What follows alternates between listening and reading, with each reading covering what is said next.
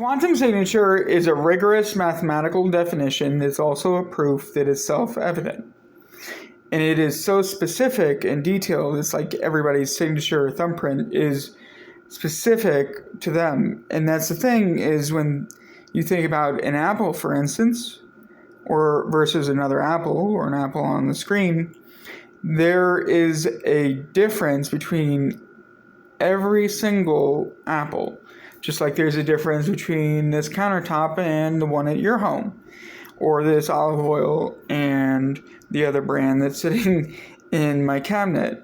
So when we're talking about quantum signatures, we're talking about something that's just basically a signature that's so specific that you use it to say that this exists. And so that's the thing, is they're really going down to the most basic explanation of what something is. But when you get that basic, it actually gets a little bit complicated, because you're trying to not so much see a pattern, but you're trying to see even deeper than that, to where something is in its own original or self-evident, and that it is what it is. And therefore, and that's usually because you've defined it so well. And definitions in mathematics and computer science are very rigorous. And one of the reasons that is because computers run on a logical foundation. You could argue that they have emotion, but or they have feelings. But there's a big difference between humans and a computer.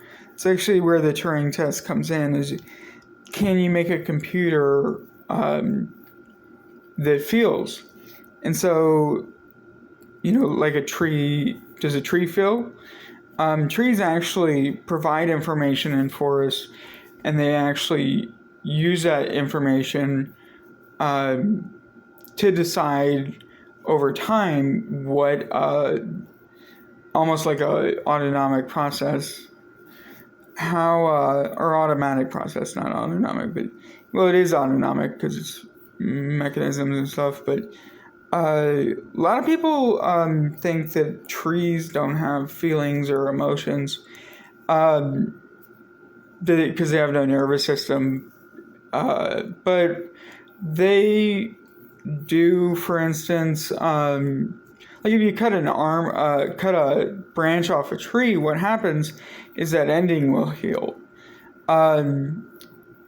Is that an automatic response, or is the tree actually receiving a message somewhere in its nervous system, if it has one, or its blood, or whatever? We might not even know to call it a nervous system, because you can't anthropomorphize everything.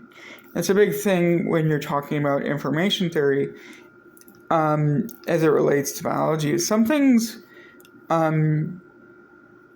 we don't know. We may have no way to relate to the perception of a tree, but like I said, we just like a tree will heal, we can heal. But so like we'll get a scab that protects our skin, but the question is how did we know? How did our bodies know that was there? Is it just a chemical reaction, or is it connected to the nervous system?